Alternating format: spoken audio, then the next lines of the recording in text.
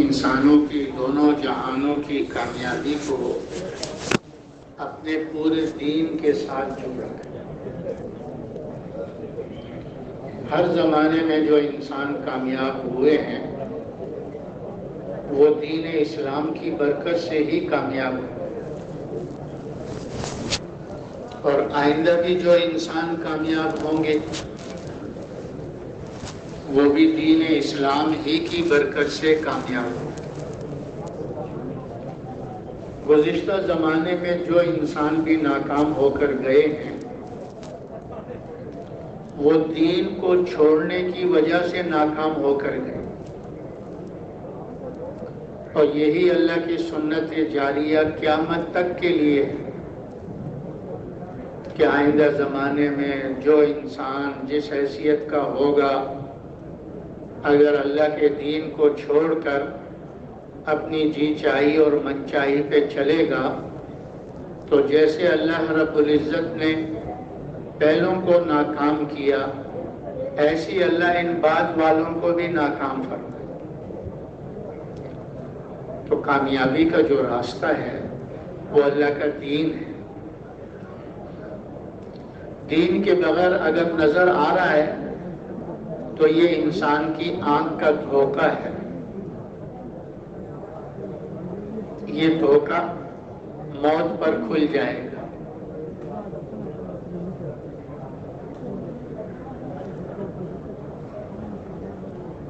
موت پر انسان پر دھوکہ کھلے پھر اس کے کسی کام کا نہیں،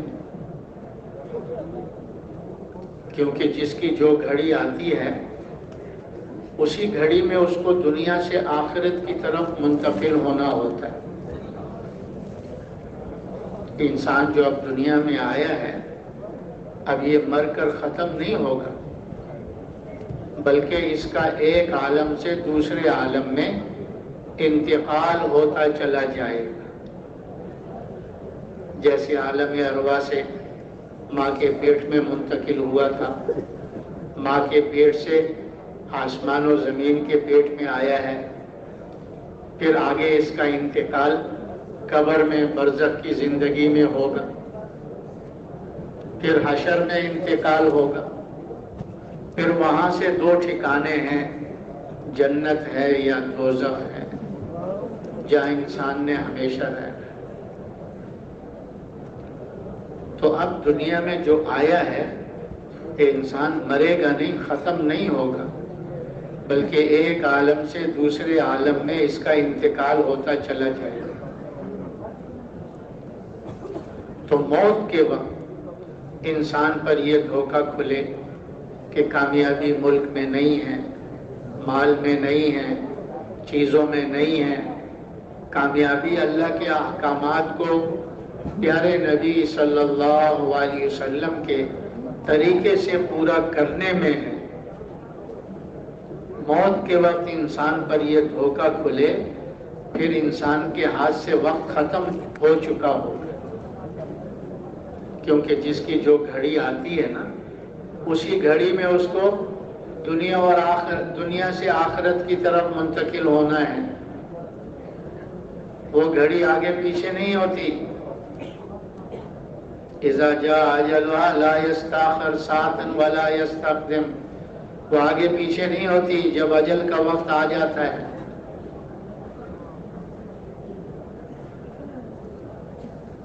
انسان موت سے پہلے پہلے اس دھوکے سے نکلے۔ موت کے وقت تو پہلی قوموں کے بھی اللہ نے قرآن میں ذکر فرمائے ہیں، جب ان پر آئی مصیبت اور موت ان کے اوپر آئی تو رونے لگے، چلانے لگے کہ اللہ بس اب ہم نے دیکھ لیا، اب ہمیں تھوڑی سی مہلت دے دے کہ نیک عمل کر لیں تاکہ آخرت میں ہمارے کام آ جائے۔ اللہ پاک نے کیا فرمایا؟ اتنا وقت دیا تھا اس میں تم نے کچھ نہیں کیا، تو گھڑی دو گھڑی میں تم کیا کر لو گے؟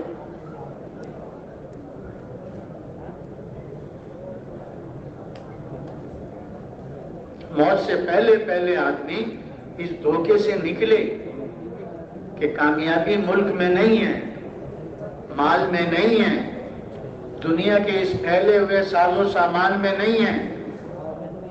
کامیابی اللہ کے احکامات کو پیارے نبی صلی اللہ علیہ وسلم کے طریقے سے پورا کرنے میں ہے۔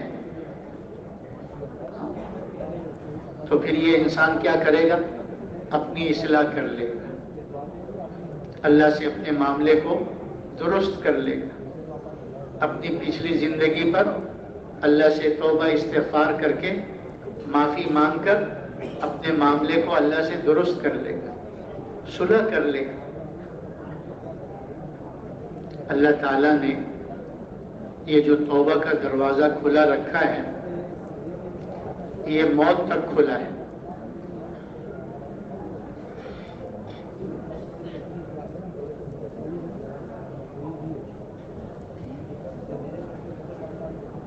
موت پر یہ توبہ کا دروازہ بند ہو جاتا ہے، اور یہ اللہ نے توبہ کا دروازہ کھلا اس لیے رکھا ہے کہ اللہ پاک جانتے ہیں یہ میرے بندے ہیں، یہ میری بندیاں ہیں، ان کے ساتھ نفس بھی لگا ہوا ہے، ان کے ساتھ شیطان بھی لگا ہوا ہے، اور یہ دونوں دشمن اس کو میرے راستے سے ہٹائیں گے، اس سے میری نافرمانی ہو جائے گی، اس سے میری حکم و دولی ہو جائے گی، یہ گناہ کا کام کر بیٹھے گا۔ تو اللہ تبارک و تعالیٰ نے توبہ کا دروازہ کھلا رکھا ہے کہ انسان سے کوئی خطا اور گناہ ہو جائے تو کیا کر لے بھائی؟ بولو بولو بولو، کیا کر لے؟ توبہ کر لے، معافی مانگ لے۔ حدیث شریف کا مفہوم ہے کہ توبہ کرنے والا ایسا ہے جیسے اس نے گناہ کیا ہی نہیں۔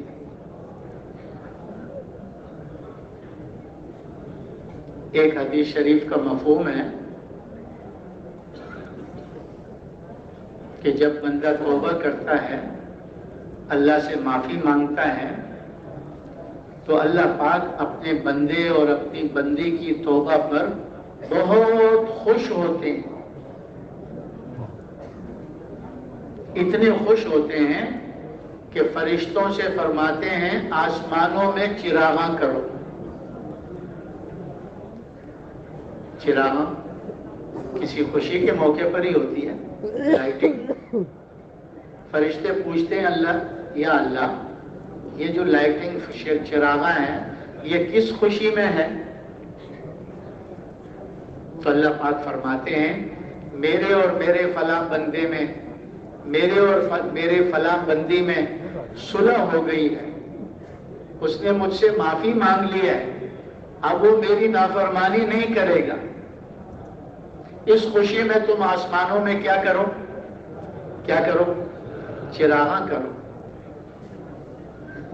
ایک حدیث شریف کا مفہوم ہے کہ انسان کے اتنے گناہ ہوں کہ زمین سے آسمان تک یہ سارا خلا بھر جائے،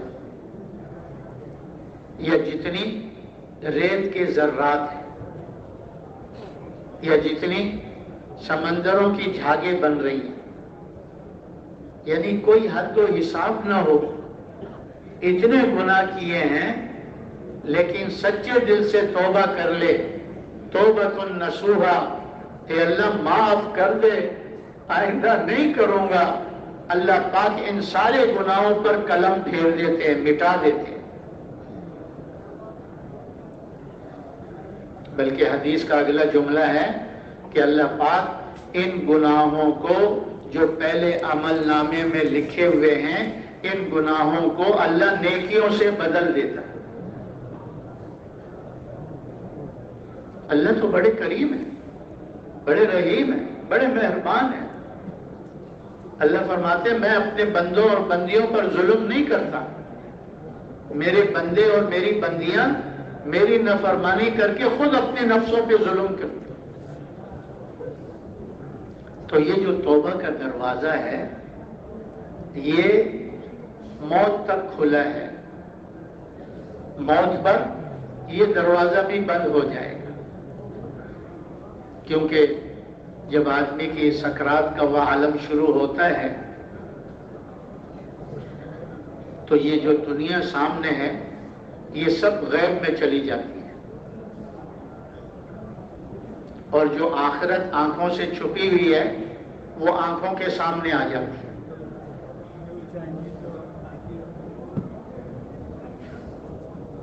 اب موت کے وقت کہنا میں ایمان لایا، میں توبہ کرتا ہوں،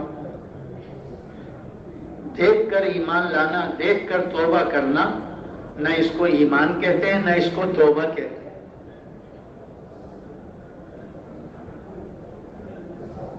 پہلی قوموں پر بھی جب آخرت کا منظر کھلا نا تو پھر چلانے لگے، رونے لگے۔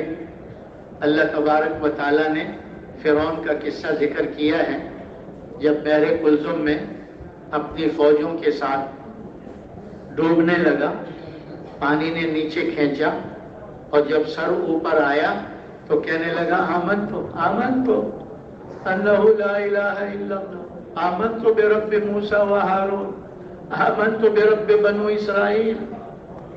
اللہ پاک نے فرمایا ابھی وقت آیا، اسرائیل کو دیکھ لیا، موت کے فرشتے کو دیکھ لیا، ابھی آمن تو کرتا ہے، اب تو تجھے عبرت کا انجام بنائیں گے۔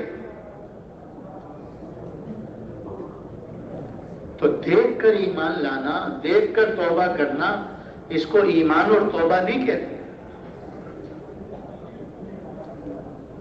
مشاہدے پر تو جانور چلتے ہیں، انسان کا اس میں کوئی کمال نہیں ہے۔ انسان کو جو اللہ نے اشرف بنایا ہے، اعلیٰ بنایا ہے، اس کی وجہ کیا ہے؟ اللہ نے اس کو عقل دی ہے، عقل سمجھ دی ہے۔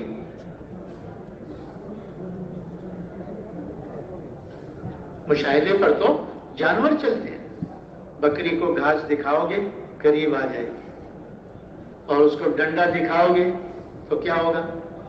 بھاگ جائے گی۔ کتے کو ہڈی دکھا دو، بوٹی دکھا دو، کیا ہو جائے گا؟ قریب آ جائے گا۔ اور اس کو روڑا اور پتھر اٹھا کے دکھاؤ تو کیا ہو جائے گا؟ بھاگ جائے گا۔ تو مشاہدے پر تو جانور چلتے ہیں۔ اگر اللہ تبارک و تعالی آخرت کا منظر کھول دیں، موت کا منظر کھول دیں، قبر کا منظر کھول دیں، دنیا میں کوئی کافر نام کا انسان نہیں ملے گا۔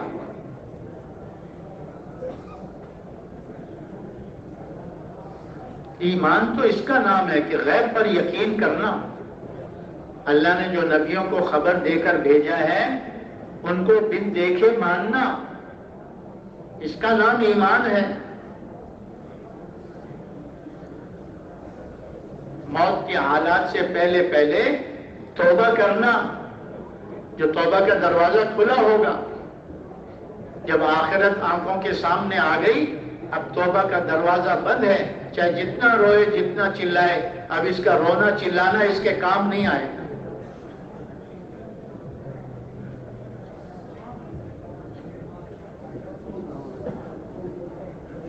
تو کامیابی کا جو راستہ ہے وہ اللہ کا دین ہے۔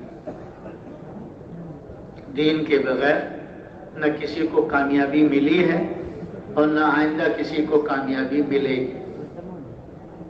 جس کو بھی کامیابی ملی ہے وہ دین اسلام کی برکت سے ملی ہے، اور جس کو بھی آئندہ ملے گی اس کو دین اسلام کی برکت سے ہی ملے گی۔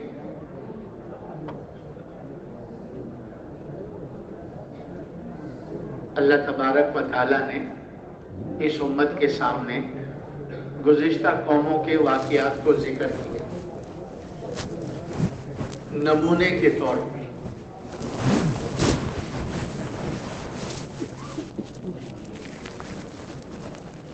جس میں ملک والے بھی تھے، مال والے بھی تھے، عہدوں والے بھی تھے، تاجر بھی تھے، زارے بھی تھے، سانے بھی تھے، صنعت کار، اکثریت والے بھی تھے، طاقت اور قوت والے بھی تھے۔ اللہ نے ان کے واقعات کو بیان فرمایا ہے کہ ان نقشوں کے ہوتے ہوئے وہ دنیا میں بھی ناکام ہوئے اور آخرت میں بھی ناکام ہوں گے۔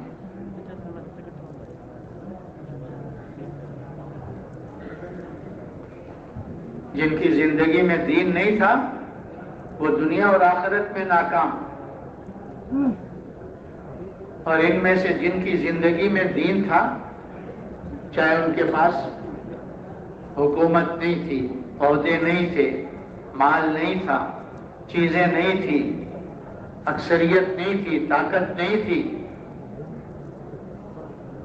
لیکن اللہ تعالیٰ نے ان کو کامیاب کیا۔ نوح علیہ السلام کی قوم کے واقعے کو اللہ نے قرآن پاک میں ذکر فرمایا ہے۔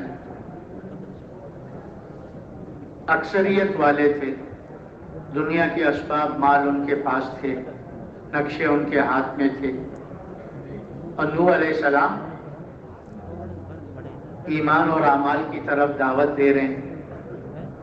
بہت تھوڑے سے لوگ کلمہ پڑھ کے مسلمان ہوئے، اکثریت نے آپ کی بات کو نہیں مانا، تو اللہ تبارک و تعالیٰ نے اکثریت کو تو طوفان میں ہلاک کر دیا، اور جو اقلیت ایمان اور اعمال والے تھے اللہ نے ان کی کشتی میں حفاظت فرما دی،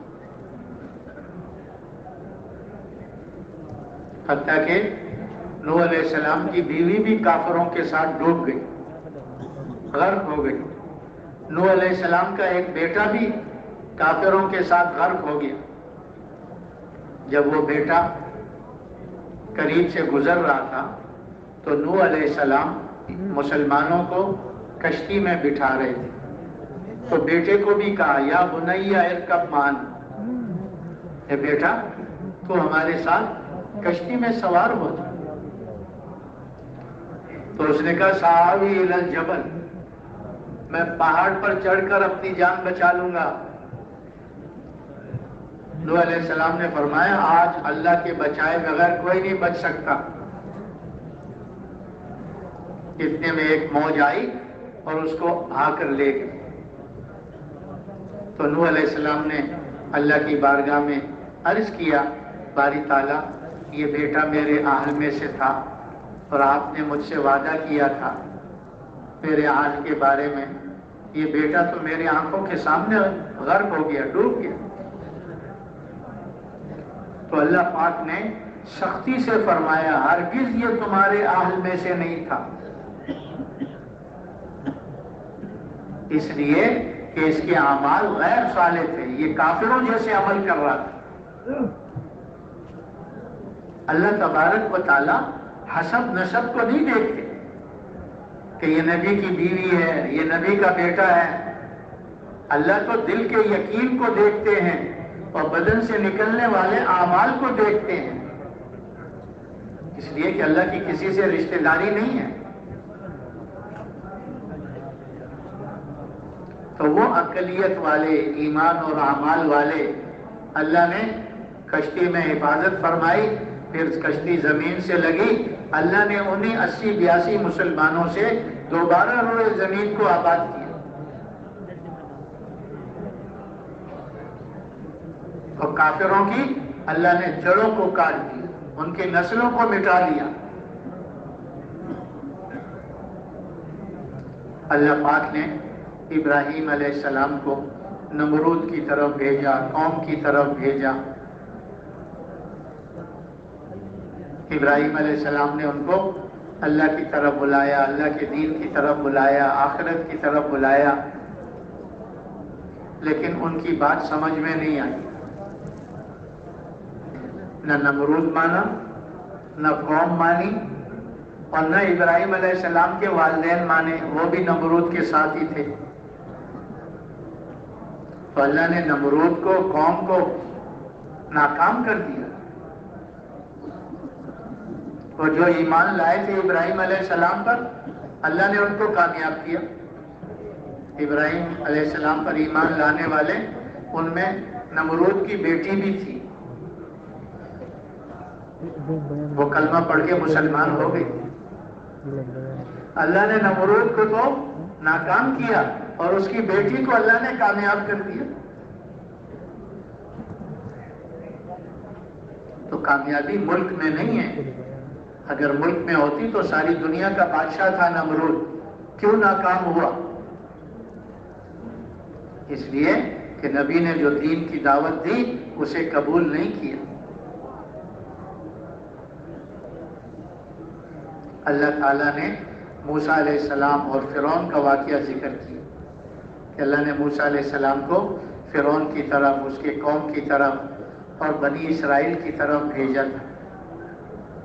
تو موسیٰ علیہ السلام فرعون کو اور اس کی قوم کو اللہ کے دین کی طرف دعوت دے رہے ہیں، اور بنی اسرائیل چونکہ مسلمان تھے ان کو کلمہ نماز کی دعوت دے رہے ہیں کہ کلمہ سیکھو، نماز پڑھو، کلمہ سیکھو، نماز پڑھو۔ بنی اسرائیل یہ نبیوں کی اولاد، یوسف علیہ السلام کے 12 بھائیوں کی اولاد۔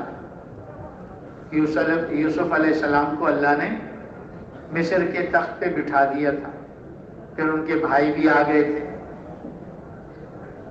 انہی سے یہ چل رہی تھی۔ لیکن جب آگے قوم نے، مسلمانوں نے دین اسلام کو چھوڑا اور اپنی جی چاہی منچاہی پہ چلنے لگے، اپنی خواہشات والی زندگی کو پورا کرنے لگے، تو اللہ تبارک و تعالیٰ نے ان سے حکومت چھین لی اور فرعون کو ان پر مسلط کر دیا۔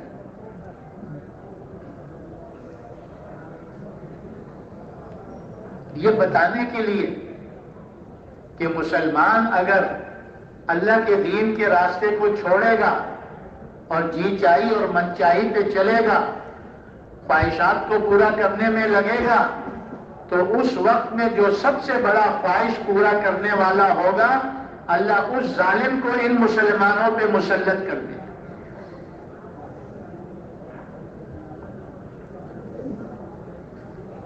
وہ فرعون اتنا ظلم کرتا تھا بنی اسرائیل پر کہ ان کے بچوں کو ان کے سامنے ذبح کروا دیتا تھا، ان کی بچیوں کو چھوڑ دیتا تھا، اور بنی اسرائیل سے فرعون کی قوم بیگار لیتی تھی، بغیر پیسوں کے کام کرواتی تھی۔ ایسی ذلت میں پڑ گئے، جب اللہ کے دین کا راستہ چھوڑا، اللہ نے ان کو غیروں کے نیچے لگا دیا۔ نبیوں کی اولاد،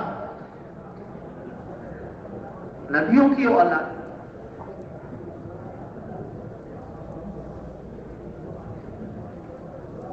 تو موسیٰ علیہ السلام نے فرعون اور اس کی قوم کو اللہ کی طرف بلانا شروع کیا، اور بنی اسرائیل پر اللہ کے حکم کے مطابق کلمہ نماز کی محنت شروع کی کہ کلمہ سیکھو۔ کلمہ سیکھنا کیا؟ صرف لا الہ الا اللہ یہ نہیں، اس کا یقین سیکھو، اس کا یقین سیکھو۔ وہ کلمہ تو جانتے تھے، مسلمان تھے، لیکن غیروں سے ڈرتے تھے، فرعون سے ڈرتے تھے، فرعون کی فوجوں سے ڈرتے تھے، فرعون سے مانگ کر اپنی ضرورتیں پوری کر رہے تھے، فرعون سے مانگتے تھے۔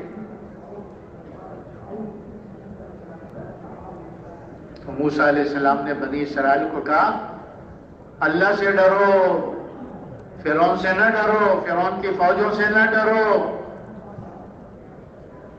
اور اللہ کے بغیر کسی سے کچھ نہ مانگو، جو مانگنا ہے نماز پڑھ کے اللہ سے مانگو۔ کس سے مانگو؟ نماز پڑھ کے اللہ سے مانگو۔ اللہ نے حکم دیا تھا اپنے گھر میں مسجد بنا لو، باہر بنانے کی اجازت نہیں تھی۔ ہاں جی، فرعونیوں نے منع کیا ہوا تھا، اس لیے اپنے گھر میں، ہاں اپنے گھر میں نماز کی جگہ بنا کے نماز پڑھو اور اللہ سے مانگو۔ کس سے مانگو؟ اللہ سے مانگو۔ فرعون کی طرف اپنی حاجتیں ضرورتیں لے کے مت جاؤ. حاجت روا مشکل کشا کون ہے؟ اللہ ہے. لا الہ الا اللہ. اللہ کے سوا کوئی کارساز نہیں ہے. کاموں کے بنانے والا کون ہے؟ اللہ ہے. تو جب بنی اسرائیل پر کلمے کی نماز کی محنت شروع کر دی اور فرعون کو اس کی قوم کو اللہ پاک کی طرف دین کی طرف بلانے کے لیے موسیٰ علیہ السلام محنت کر رہے ہیں، جب وہ نہیں مانا تو اللہ تبارک و تعالیٰ نے پہلے اس کو چھوٹے چھوٹے مصیبتوں میں اس کو اور اس کی قوم کو مبتلا کیا.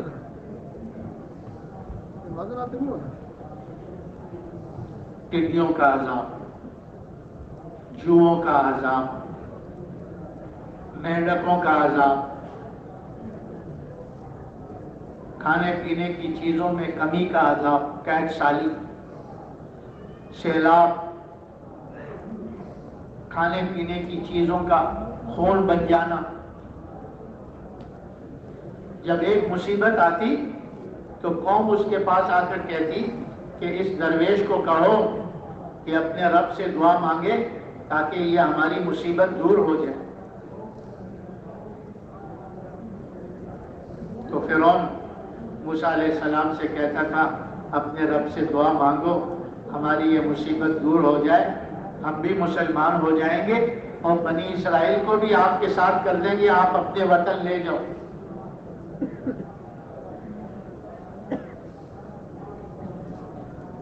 تو نبی کے دل میں تو اپنی امت کے لیے شفقت ہوتی ہے، وہ تو امت کی ہدایت کے لیے حریص ہوتا ہے. وہ تو چاہتا نہیں ہے کہ میرا امتی نقصان میں چلا جائے، میرا ہر امتی کامیاب ہو جائے. یہ ہر نبی کے دل کی چاہت تھی. ہر نبی کا فکر یہی تھا، ہر نبی کا غم یہی تھا کہ میری امت جہنم سے بچ کر جنت میں جانے والی ہو. تو موسیٰ علیہ السلام دعا کر دیتے تھے، اللہ اس مصیبت کو دور کر دیتے تھے. جب وہ مصیبت دور ہو جاتی تو قوم آ کر فرعون کو کہتی تھی یہ تمہاری وجہ سے ہوا ہے، اس لیے ہم نہ مسلمان ہوں گے ورنہ بنی اسرائیل کو ان کے ساتھ کریں گے. یہ چلے گئے تو ہمارے کام کون کرے گا؟ تو ایسے اللہ نے چھوٹے چھوٹے عذاب ہر بار معافی بھی مانگتا، دعا بھی کرواتا. جب مصیبت اللہ ٹال دیتے پھر مکر جاتا تھا. بنی اسرائیل وہاں کلمہ نماز کی محنت میں لگے رہے. اب کچھ اللہ پاک کی طرف رجوع زیادہ ہو گیا، اعمال کی طرف، خواہشات سے نکلنے لگے، احکامات کی طرف. تو اللہ پاک نے موسیٰ علیہ السلام سے فرمایا اب بنی اسرائیل کو لے کے نکل جاؤ، یہ تمہارا پیچھا کریں گے، بس ان کے لیے ہم نے فیصلہ کر دیا. پھر کیا ہوا؟ آسمان و زمین نے دیکھا کہ اللہ پاک نے فرعونیوں کو اور قوم کو اللہ پاک نے بحر کلثوم میں غرق کر دیا. بنی اسرائیل اور موسیٰ علیہ السلام اسی راستوں میں نکل کر حفاظت کے ساتھ پار ہو گئے اور اسی پانی میں فرعون اور اس کی قوم غرق ہو گئی.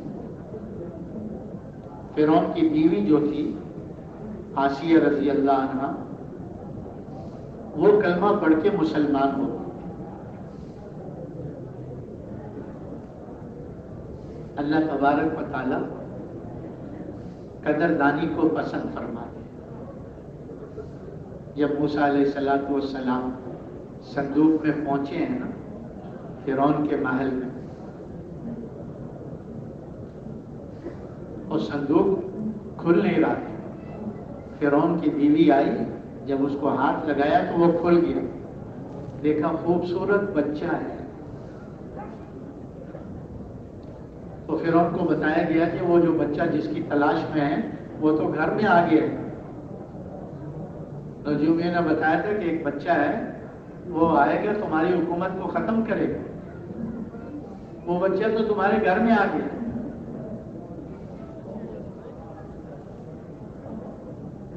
تو فرعون کی بیوی نے موسیٰ علیہ السلام کو اپنے سینے سے لگایا اور اس کو اپنے محل میں بھیجا اور آ کر فرعون سے کہا خبردار، یہ بچہ ہے ہمارا، ہم اس کو اپنا بیٹا بنائیں گے، یہ میری اور تمہاری آنکھوں کا ٹھنڈک کا سامان بنے گا.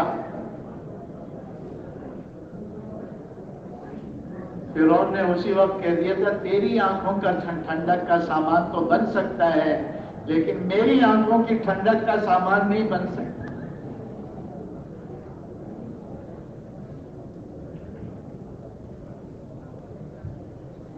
تو اس بچے کو گود میں لیتے ہی اللہ تبارک و تعالیٰ نے اس قدردانی پر اس عورت کو ایمان کی دولت سے نوازا.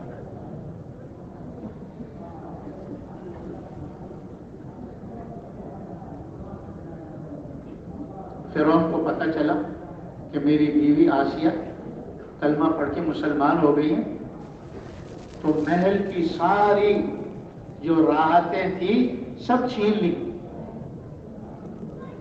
جتنی آسائشیں تھیں سب ختم کروا دی اور جیل کی کوٹڑی میں ڈلوا دیا.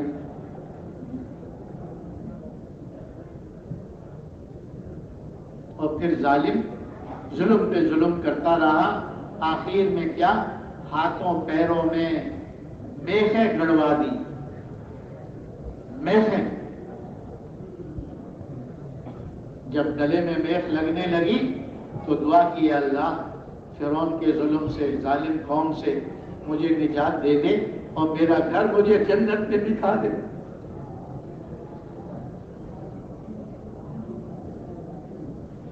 اللہ نے موت کے وقت اس کے گھر جنت کا وہ اس کی آنکھوں کے سامنے کر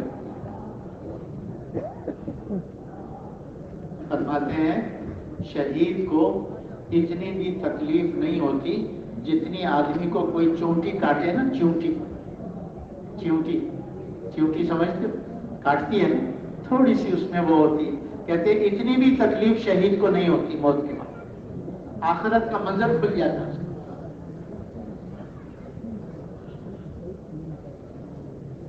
حضور صلی اللہ علیہ وسلم کی زوجہ محترمہ خدیجۃ الکبریٰ رضی اللہ عنہا کا انتقال ہو رہا تھا. تو خدیجہ رضی اللہ عنہا جب جا رہی تھی تو حضور نے فرمایا کہ جب تم جنت میں جاؤ تو اپنی سوکھن کو میرا سلام کہہ دینا.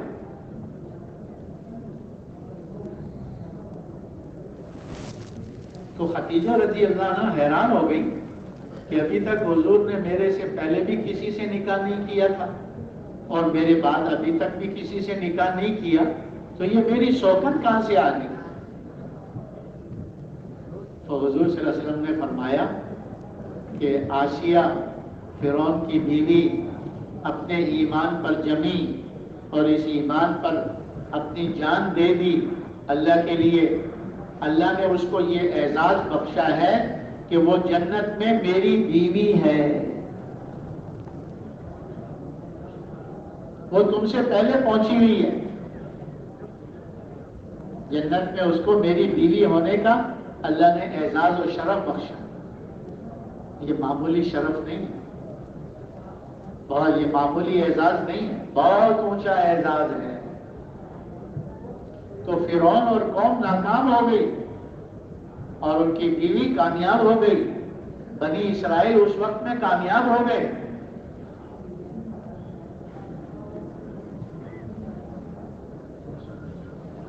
ایسے ہی حضور صلی اللہ علیہ وسلم کی بعثت ہوئی اور آپ نے دعوت شروع فرمائی. اب جنہوں نے آپ کی بات کو مانا وہ کامیاب ہوئے اور جنہوں نے آپ کی بات کو نہیں مانا وہ ناکام ہو گئے.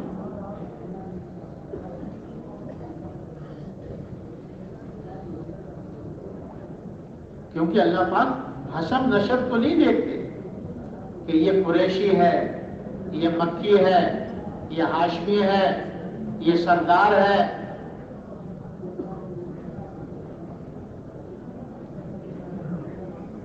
یہ بڑے بڑے سردار ناکام ہو کر گئے اور ان کے مقابلے میں غلام حبشی، حبشی غلام بلال کامیاب ہو گیا، سہیل کامیاب ہو گیا، سلمان کامیاب ہو گیا،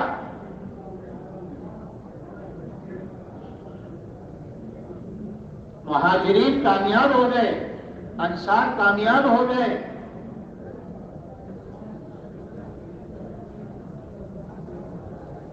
تو اللہ نے یہ واقعات اس امت کے سامنے اسی لیے نمونے کے طور پر بتائے ہیں۔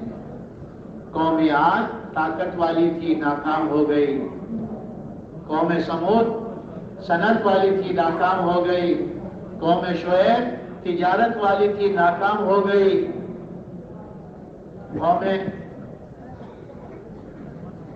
قوم سبا باغات والی، زراعت والی تھی، ناکام ہو گئی۔ یہ نمونے اللہ نے دکھائے ہیں، اور آج بھی اور قیامت تک بھی یہی معاملہ چلے گا، چل رہا ہے اور چلتا رہے گا قیامت تک۔ اسی لیے اللہ پاک قرآن کریم میں فرما رہے ہیں فَاعْتَبِرُوا يَا أُولِي الْأَبْصَارِ فَاعْتَبِرُوا يَا أُولِي الْأَلْبَابِ۔ ارے عقل والو، ان واقعات کو دیکھ کر سمجھ حاصل کرو۔ اے آنکھوں والو، ان واقعات کو دیکھ کر سمجھ حاصل کرو، ان واقعات کو سن کر سمجھ حاصل کرو۔ فَاعْتَبِرُوا يَا أُولِي الْأَبْصَارِ يَا أُولِي الْأَلْبَابِ۔ عقل والو، سمجھ والو، اگر ان ملکوں میں کامیابی ہوتی، ان مالوں میں کامیابی ہوتی، ان چیزوں میں کامیابی ہوتی، اللہ آج بھی دکھا رہا ہے کہ دین کے بغیر ان چیزوں میں کامیابی ہوتی تو یہ نقشے والے ناکام ہو کر نہ جاتے۔ تو کامیابی کا جو راستہ ہے وہ کیا ہے بھائی؟ اللہ کا دین۔ قرآن کریم میں اللہ پاک نے یہی بتایا من عمل صالحا من ذکر او انثى وهو مؤمن فلنحيينه حیاتا طیبا ولنجزینهم اجرهم باحسن ما كانوا یعملون، کہ جو نیک عمل کرے، یعنی دین اسلام کے مطابق زندگی گزارے، جو نیک عمل کرے، چاہے مرد ہے چاہے عورت ہے، اللہ فرماتے ہیں بشرطے کہ وہ ایمان والا ہو، اس لیے کہ ایمان کے بغیر اللہ کے یہاں کوئی عمل قابل قبول نہیں۔ ایمان ہر عمل کے لیے شرط ضروری ہے۔ اللہ پاک فرما رہے ہیں کہ جو نیک عمل کرے، چاہے مرد ہے چاہے عورت ہے، بشرطے کہ وہ ایمان والا ہے، ہم اس کو دنیا میں پاکیزہ زندگی دیں گے، طیب زندگی۔ علماء اکرام فرماتے ہیں، مفسرین حضرات نے لکھا ہے کہ طیب زندگی، پاکیزہ زندگی، انسان جو دنیا میں چاہتے رکھتا ہے وہ سب اللہ نے اس میں بیان کر دی۔ ہر انسان کیا چاہتا ہے کہ مجھے عزت مل جائے، ہر انسان کیا چاہتا ہے مجھے سکون مل جائے، مجھے اطمینان مل جائے، مجھے راحت مل جائے، مجھے عافیت والی زندگی مل جائے۔ کیوں بھائی؟ یہ جتنی بھی محنتیں انسان کر رہا ہے اس کا خلاصہ یہی ہے نا کہ میری دنیا کی زندگی اطمینان سے گزر جائے۔ کیوں بھائی؟ بولتے نہیں یار، اسی لیے محنت کر رہا ہے نا۔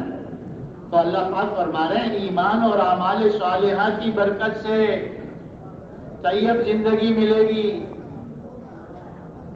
قرآن پاک کی بعض آیتوں کی تفسیر، ایک جگہ اللہ پاک فرما رہے ہیں وَلِلَّهِ الْعِزَّةُ وَلِرَسُولِهِ وَلِلْمُؤْمِنِينَ، کہ عزتیں اللہ کے لیے، اللہ کے رسول کے لیے، اور کس کے لیے؟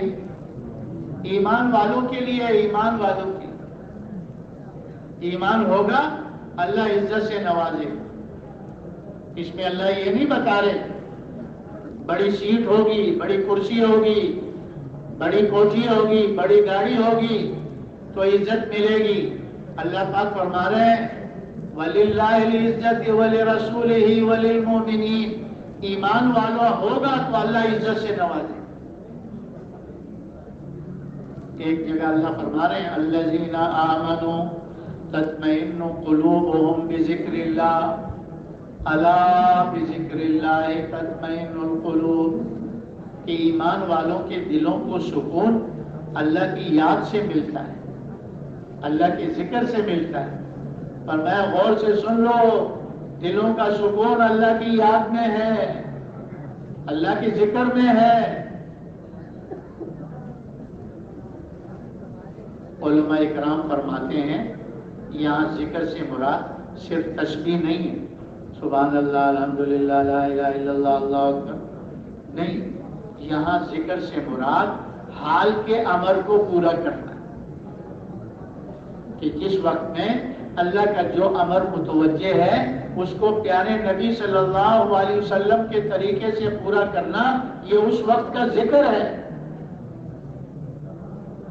اللہ تبارک و تعالیٰ موسیٰ علیہ السلام سے فرما رہے ہیں نماز کو قائم کرو میری یاد کے لیے۔ نماز کیا ہے؟ اللہ کی یاد ہے۔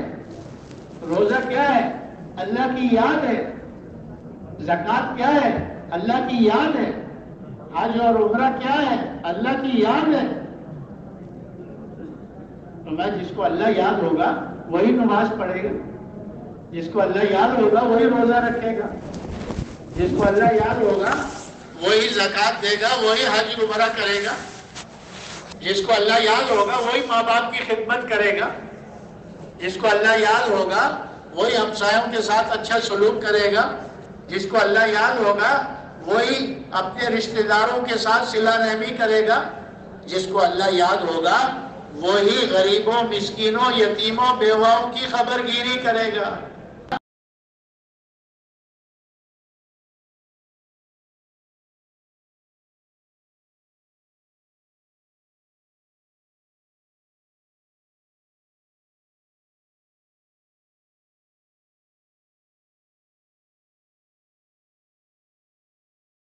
گرتے ہوئے کو تھام لے ساتھیا، گرتے ہوئے کو، ان لوگوں کے حال پر ہمیں رحم آنا چاہیے۔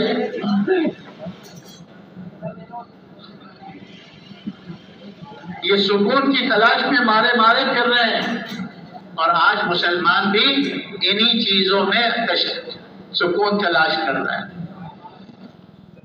جہاں اللہ نے رکھا نہیں ہے وہاں دیکھ رہے ہیں، اور جہاں اللہ نے رکھا ہے وہاں آتے نہیں، تو کہاں سے سکون ملے گا؟ کہاں سے اطمینان ملے گا؟ کہاں سے عزت ملے گی؟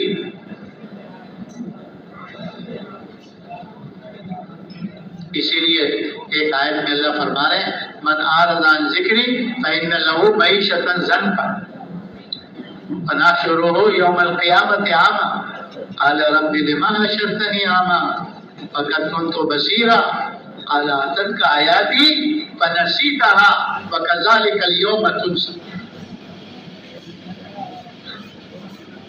کہ اللہ مجھے آج اندھوں میں کیوں کھڑا کر دیا؟ اللہ اس کا قیامت کے دن اندھوں میں حشر فرمائیں گے کہ اللہ اندھوں میں کھڑا کر دیا۔ اللہ پاک فرمائیں گے ہماری آیتیں آئیں، احکامات آئے اور تم آنکھیں بند کر کے گزر گئے، دیکھا بھی نہیں کہ اللہ کیا کہہ رہے ہیں۔ تو دنیا میں اندھے بن کر چل رہے تھے، اس لیے آج تمہیں اندھوں میں کھڑا کر دیا ہے، آج تمہیں اندھوں میں کھڑا کر دیا۔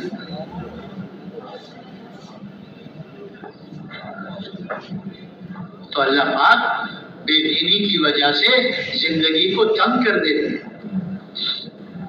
ہاں سب کچھ کے ہوتے ہوئے آدمی پریشان ہوتا ہے۔ یہ دور کے ڈھول سہانے ہوتے ہیں، آدمی دیکھتا ہے نا لوگوں کے خر و فر کو تو اس کے منہ میں بھی پانی آ جاتا ہے۔ جیسے موسیٰ علیہ السلام کی قوم نے، بنی اسرائیل نے قارون کی شان کو دیکھا نا، ارے دیکھو کتنا مال والا ہے، کتنا جان والا ہے، کتنا مال والا ہے اور کتنا شان والا ہے. ہائے ہمیں بھی کچھ مل جاتا. منہ میں پانی آیا. اور جب بعد میں اللہ نے جب قارون کو پکڑا، ہاں پھر کانوں کو ہاتھ لگایا، معاف کر دے اللہ، معاف کر دے، معاف کر دے. کہ ہم نے کیا مانگا تھا؟ قارون کا تو یہ انجام ہوا کسی مال اور شان کی وجہ سے.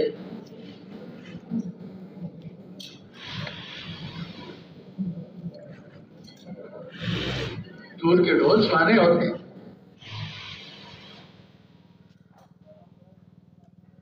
اللہ پاک موت کے فرشتوں کو بھیجیں گے، ملک الموت کے ساتھ جماعت آئے گی اور بڑے خوبصورت شکل میں ہوں گے اور بڑے اطمینان سے روح کو نکالیں گے اور اللہ کی بارگاہ میں لے جائیں گے. پھر جنتیوں کی روحوں کے ساتھ اس روح کو رکھا جائے گا. یہاں رشتہ دار غسل دیں گے، کفن پہنائیں گے. فرشتے پہلے غسل دے دیں گے، پہلے کفن پہنا دیں گے جنت کا. اور جب قبر میں اتاریں گے تو قبر اس کا استقبال کرے گی کہ تیرا آنا مبارک ہو. جتنے لوگ مجھ پہ چلتے تھے ان سب میں تو مجھے پسند تھا. آج میرے پیٹ میں آیا ہے تو میرے بہترین سلوک کو دیکھیں. کہتے ہیں منتہا نظر تک جنت قبر کو کھول دیا جائے گا، جنت کی کھڑکی کھل جائے گی، جنت کا بستر بچھا دیا جائے گا، جنت کی ہوائیں خوشبوئیں اس کو آئیں گی.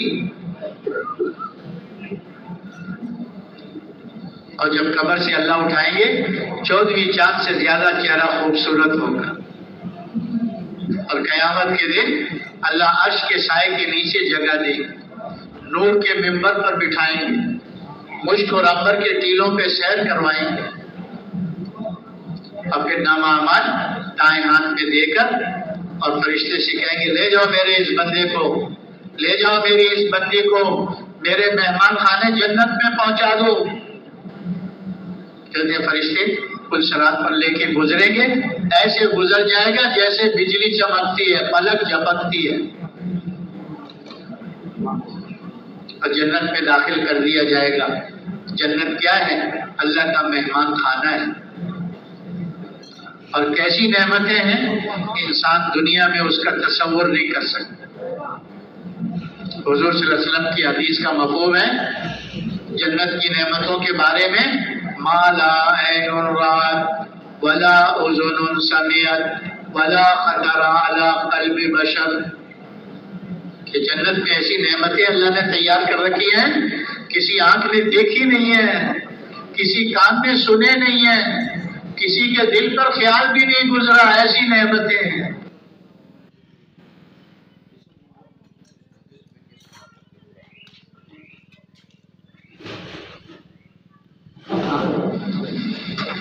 بچے تھے، غلام تھے، علی رضی اللہ عنہ آپ کے ساتھ ہیں، غلام میں زید بن حارثہ رضی اللہ عنہ آپ کے ساتھ ہیں.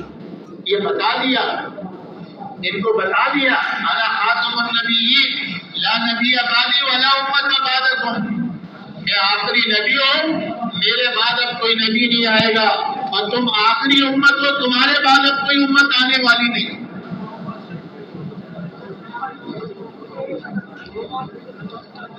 اسی لیے حجۃ الوداع کے موقع پر جب آیت نازل ہو گئی تو حضور نے صحابہ سے پوچھا کہ میں نے اللہ کا پیغام، اللہ کی امانت تم تک پہنچا دی؟ تو سب نے کہا پہنچائے نہیں، پہنچانے کا حق ادا کرے. اس پر اللہ کو گواہ بنایا، پھر فرمایا حاضرین اب غائبین تک اس دین اسلام کو لے کے پہنچو. کہتے 1.25 لاکھ 1.5 لاکھ کا مجمع یا 2 لاکھ کا بتاتے ہیں، وہاں کہتے واپس حج کے بعد آئے اور ترتیبیں بنائی، کوئی مشرق، کوئی مغرب، کوئی شمال، کوئی جنوب، نکل گئے. مکہ کو چھوڑ دیا، مدینہ کو چھوڑ دیا، حجاز کو چھوڑ دیا، نکل گئے دنیا میں. اور کرتے کرتے محنت، وہیں ان کی موت آ گئی، وہیں قبریں بن گئی.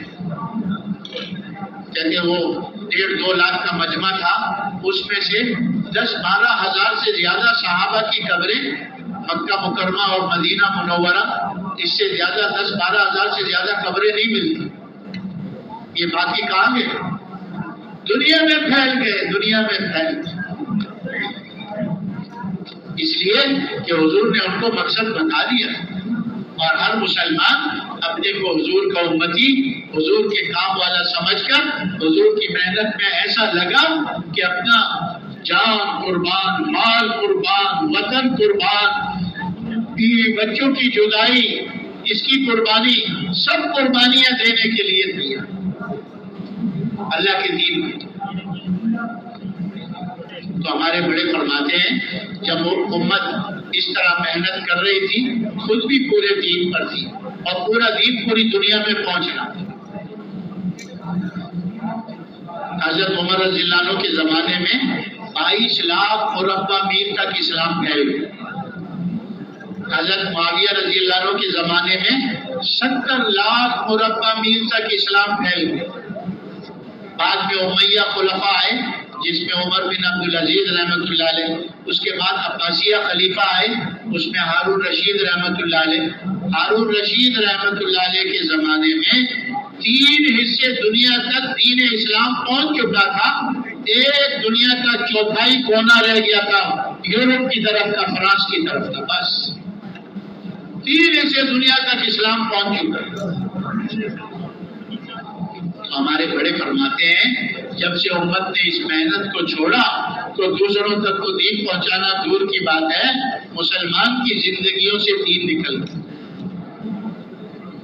آبادیوں کی آبادیاں دین سے خالی ہو گئی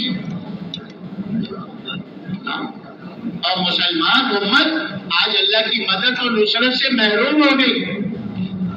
اس لیے کہ جو اللہ کا وعدہ تھا وہ اس امت نے چھوڑ دیا، جس کی وجہ سے اللہ نے بھی اپنے وعدے سے ہاتھ اٹھا لیا.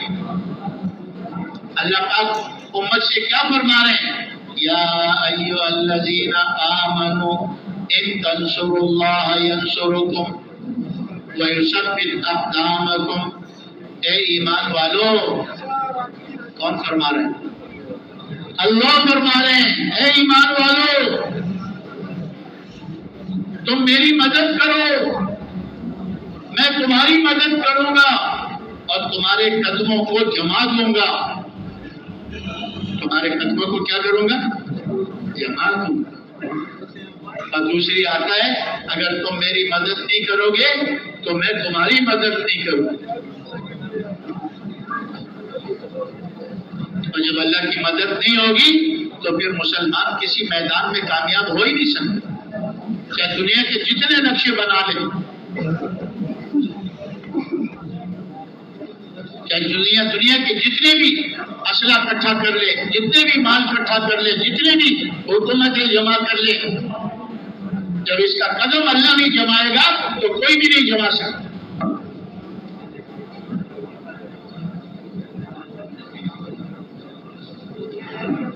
اس کے قدم کو اللہ جمائیں گے جب یہ اللہ کے دین کی محنت کرے گا. اللہ کی مدد کیا ہے؟ اللہ کی مدد یہ ہے اللہ کے دین کو ساری دنیا میں پہنچاؤ. اللہ کا کلمہ ساری دنیا میں بلند ہو، یہ اللہ کی مدد ہے. اور یہ بھی سمجھ لو اللہ ہماری مدد کے محتاج نہیں ہے، ہم اللہ کی مدد کے محتاج ہیں. ہم نہیں سمجھ لے کہ اللہ ہماری مدد کا محتاج ہے. اللہ جو ہم سے مدد مانگ رہا ہے ہمیں نوازنے کے لیے مانگ رہا ہے، اس پر کچھ دینے کے لیے مانگ رہا ہے. اللہ کو اللہ کے ارادے کا نام کیا ہے؟ بولو. انما اذا اراد شيئا ان يقول له كن فيكون. اللہ ہماری مدد کا محتاج نہیں ہے، ہم اللہ کی مدد کے محتاج ہیں. ہر آن ہر گھڑی آج مسلمان تاجر بن کے، زارے بن کر، کارخانے والا، زمیندار اور ڈاکٹر، انجینئر، یہ اس کو اپنا کام بنا کے چلنا، یہ مسلمان کی زندگی کا مقصد نہیں ہے. مسلمان کی زندگی کا مقصد کیا ہے؟ دعوت اللہ، خروج فی سبیل اللہ، لإعلاء کلمۃ اللہ فی العالم کلہ، اللہ کی طرف بلانا، اللہ کے راستے میں نکلنا تاکہ اللہ کا کلمہ ساری دنیا میں بلند ہو جائے۔ ساری دنیا میں کس کا کلمہ بلند ہو جائے؟ کفر کا کلمہ پست ہو جائے، شیطان کا کلمہ پست ہو جائے۔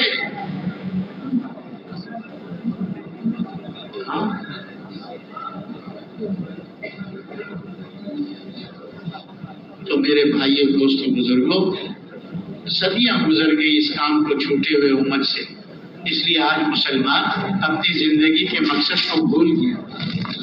کھانا کمانا، بیوی بچوں کو پالنا، اسی میں لگا ہوا ہے۔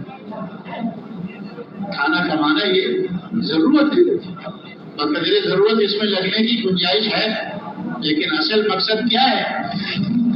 اصل مقصد کیا ہے؟ اصل مقصد کیا ہے؟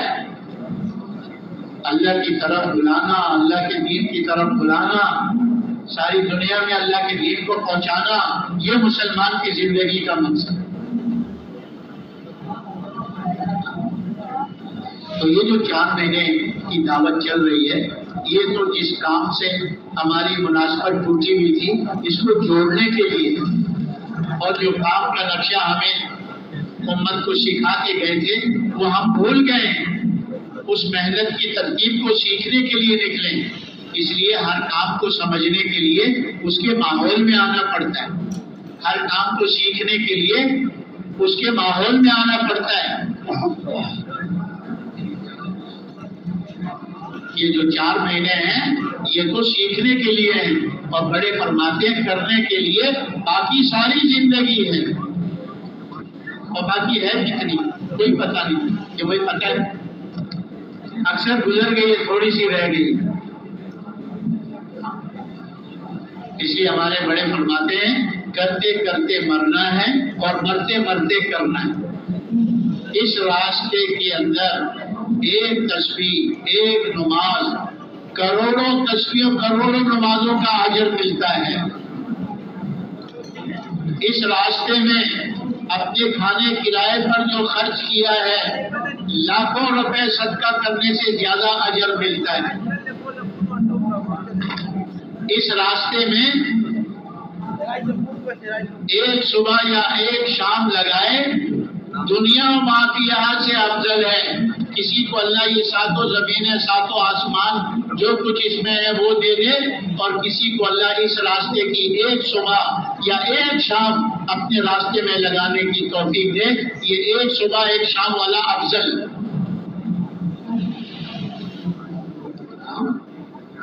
اس راستے میں پہلا قدم رکھتے ہی اللہ پچھلے سارے گناہوں کو معاف کر دیتا ہے، اس لیے کہ نبیوں والا راستہ ہے۔ یہ کس کا راستہ ہے؟ نبیوں والا راستہ ہے، سید الانبیاء صلی اللہ علیہ وسلم والا راستہ ہے۔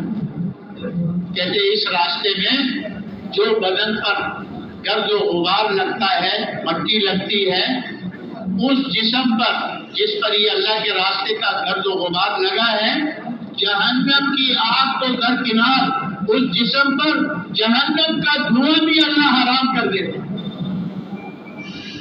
اس جسم پر جہنم کا دھواں بھی جمع نہیں ہو سکے۔ یہ کوئی معمولی راستہ نہیں ہے، بہت اونچا راستہ ہے۔ اس لیے ہم نیت کر لیں کہ عالمی نبی کے عالمی امتی ہیں، ہم نے سارے عالم میں جانا ہے اور پورے دین کو پوری دنیا میں پہنچانا ہے، آنے والی نسلوں تک پہنچانا ہے۔ اس کا ہم عزم اور ارادہ کر لیں۔ کون کون اس کے لیے عزم اور ارادہ کرتا ہے؟ سب کے آگے پھر گئے، اپنے دوستوں کو ترغیب دے کر حضور کی خدمت میں لائے، حضور نے ان کو دعوت دی، کلمہ پڑھ کے مسلمان ہو، پھر انہی میں سے 10 مبشرہ بنے، حضرت زبیر رضی اللہ عنہ، حضرت طلحہ رضی اللہ عنہ، حضرت عثمان رضی اللہ عنہ، حضرت عبدالرحمن بن عوف رضی اللہ عنہ۔ انسانوں کے دونوں جہانوں کی کامیابی کو اپنے پورے دین کے ساتھ جوڑا ہے۔ ہر زمانے میں جو انسان کامیاب ہوئے ہیں وہ دین اسلام کی برکت سے ہی کامیاب ہے، اور آئندہ بھی جو انسان کامیاب ہوں گے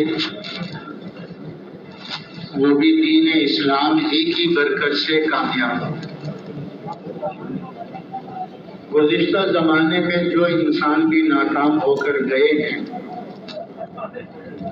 وہ دین کو چھوڑنے کی وجہ سے ناکام ہو کر گئے، اور یہی اللہ کی سنت جاریہ قیامت تک کے لیے ہے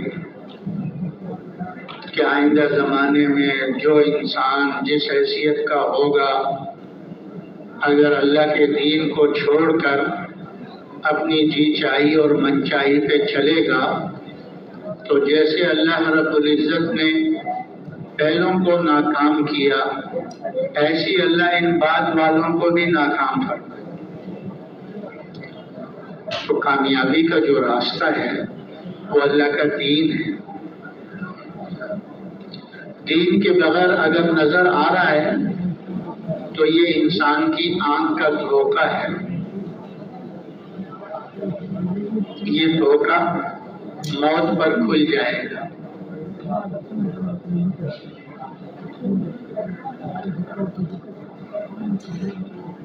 موت پر انسان پر دھوکہ کھلے پھر اس کے کسی کام کا نہیں، کیونکہ جس کی جو گھڑی آتی ہے اسی گھڑی میں اس کو دنیا سے آخرت کی طرف منتقل ہونا ہوتا ہے۔ انسان جو اب دنیا میں آیا ہے اب یہ مر کر ختم نہیں ہوگا، بلکہ اس کا ایک عالم سے دوسرے عالم میں انتقال ہوتا چلا جائے گا۔ جیسے عالم ارواح سے ماں کے پیٹ میں منتقل ہوا تھا، ماں کے پیٹ سے آسمان و زمین کے پیٹ میں آیا ہے، پھر آگے اس کا انتقال قبر میں برزخ کی زندگی میں ہوگا، پھر حشر میں انتقال ہوگا، پھر وہاں سے دو ٹھکانے ہیں، جنت ہے یا دوزخ ہے، جہاں انسان نے ہمیشہ رہنا۔ تو اب دنیا میں جو آیا ہے کہ انسان مرے گا نہیں، ختم نہیں ہوگا، بلکہ ایک عالم سے دوسرے عالم میں اس کا انتقال ہوتا چلا جائے گا۔ تو موت کے وقت انسان پر یہ دھوکہ کھلے کہ کامیابی ملک میں نہیں ہے، مال میں نہیں ہے، چیزوں میں نہیں ہے، کامیابی اللہ کے احکامات کو پیارے نبی صلی اللہ علیہ وسلم کے طریقے سے پورا کرنے میں ہے۔ موت کے وقت انسان پر یہ دھوکہ کھلے پھر انسان کے ہاتھ سے وقت ختم ہو چکا ہوگا، کیونکہ جس کی جو گھڑی آتی ہے نا اسی گھڑی میں اس کو دنیا سے آخرت کی طرف منتقل ہونا ہے۔ وہ گھڑی آگے پیچھے نہیں ہوتی۔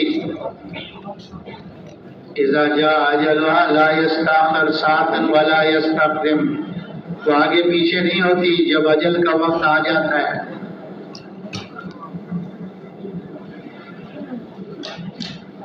انسان موت سے پہلے پہلے اس دھوکے سے نکلے۔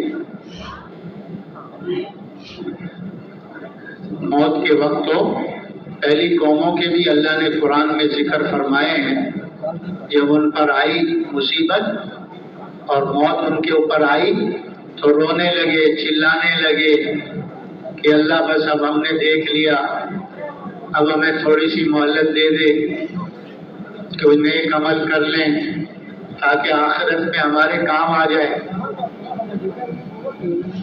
اللہ پاک نے کیا فرمایا؟ اتنا وقت دیا تھا اس میں تم نے کچھ نہیں کیا، تو گھڑی دو گھڑی میں تم کیا کر لو گے؟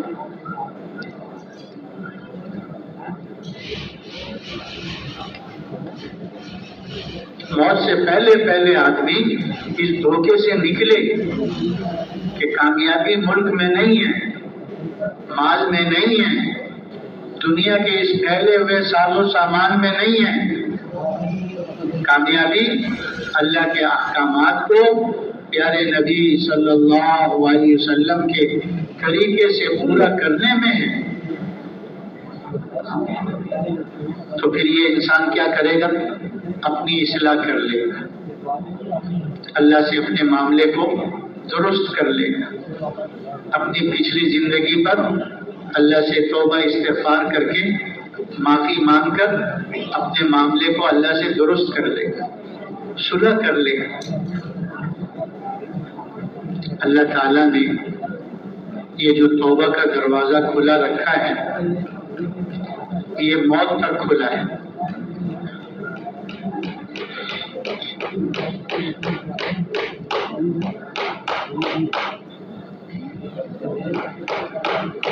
موت پر یہ توبہ کا دروازہ بند ہو جاتا ہے، اور یہ اللہ نے توبہ کا دروازہ کھلا اس لیے رکھا ہے کہ اللہ پاک جانتے ہیں یہ میرے بندے ہیں، یہ میری بندیاں ہیں، ان کے ساتھ نفس بھی لگا ہوا ہے، ان کے ساتھ شیطان بھی لگا ہوا ہے، اور یہ دونوں دشمن اس کو میرے راستے سے ہٹائیں گے، اس سے میری نافرمانی ہو جائے گی، اس سے میری حکم و دولی ہو جائے گی،